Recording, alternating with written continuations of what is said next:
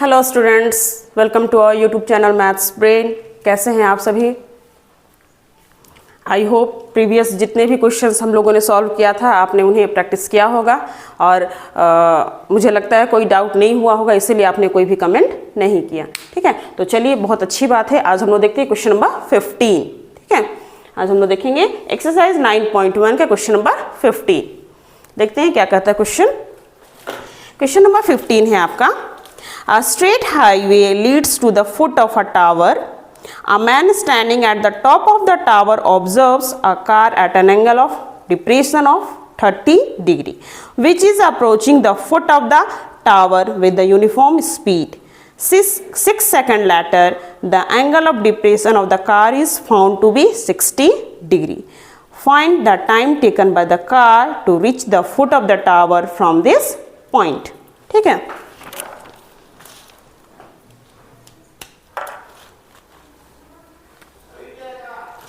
इसमें है आपका straight highway leads to the foot of a tower. That means कि ये रोड है और इसी रोड से लगा हुआ एक क्या है, टावर। ये है आपका टावर। ठीक है, फिर बोल रहा है a man standing at the top of the tower observes a car eight an angle of depression of 30 degree which is approaching the foot of the tower with a uniform speed. है ना, तो यहाँ पर एक car है। इस car को देखने के लिए इस टावर के टॉप से जब देखा जा रहा है तो एंगल ऑफ डिप्रेशन जो है वो है आपका 30 डिग्री। ठीक है, तो जब ये 30 तो ये भी 30।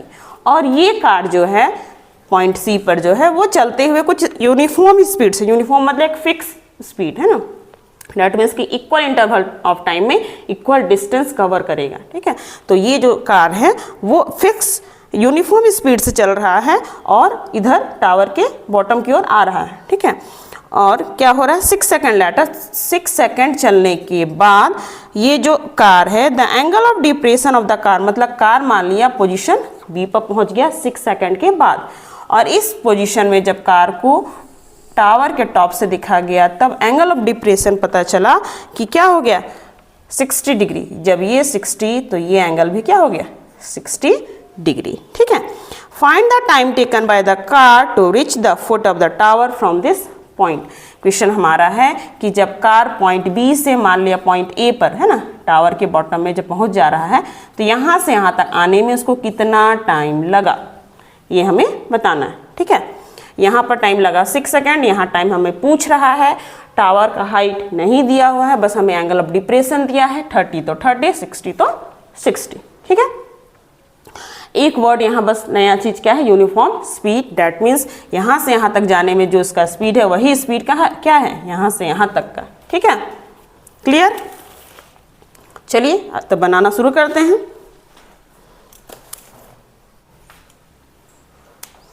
चलिए फिर देखते हैं क्या है क्वेश्चन हमारा।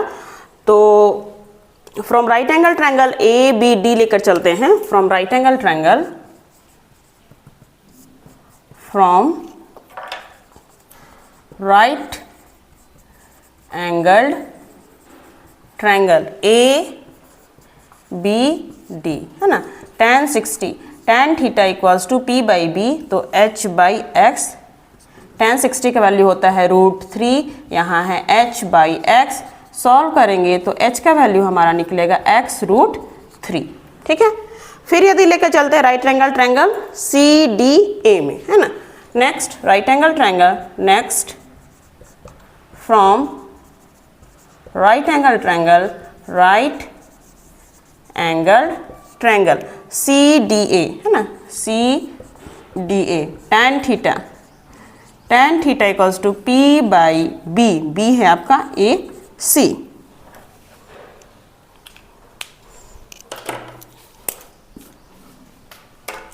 देन tan 31 बाई √3, h तो नहीं पता, h ही रहेगा और AC के स्थान पे आप AC रहने दीजिए। ठीक है, क्रॉस मल्टीप्लाई करेंगे देन यहाँ से h का वैल्यू आ जाएगा AC √3। ठीक है, तो ये इसको मान लिया इक्वेशन 1, इसको मान लिया equation 2। From 1 and 2, hence from 1 and 2, hence from equation 1 and 2 दोनों का H H left left equal तो राइट राइट इक्वल, तो ये हो गया x√3 और ये हो गया AC डिवाइडेड बाय √3।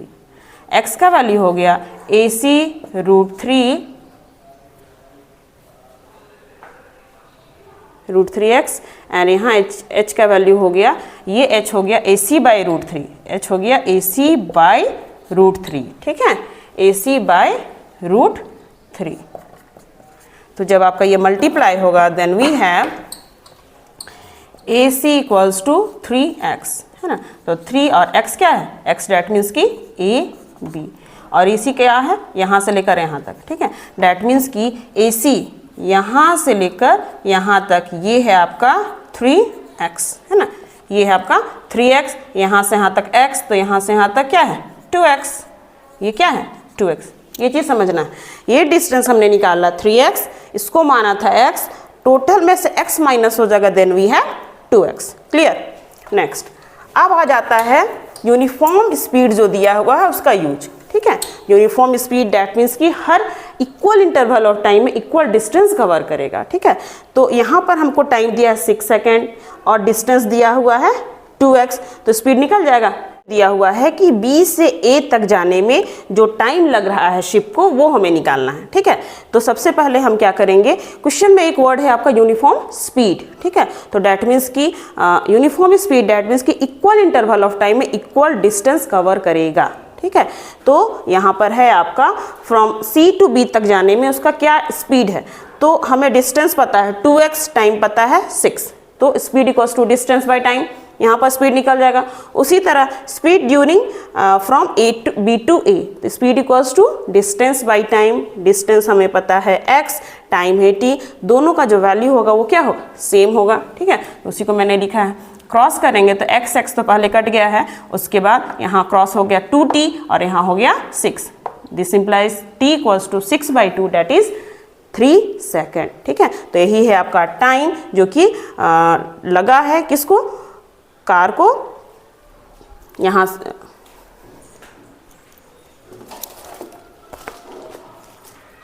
तो यही टाइम t जो कि है 3 सेकेंड जिसे हमने निकाला है वो है the time taken by the car to reach the foot of the tower from this point, ठीक है। तो इस तरह से क्वेश्चन नंबर 15 हमने बहुत ही अच्छे ढंग से कंप्लीट किया है।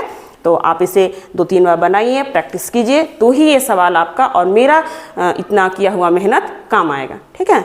और मैं चाहूँगी कि इस क्वेश्चन को आप लोग थोड़ा अपने दोस्तों के बीच शेयर करें, क्योंकि ये क्वेश्चन थोड़ा नया टाइप का है, थोड़ा सा फिजिक्स भी इसमें इन्वॉल्व है, ठीक है। Thank you.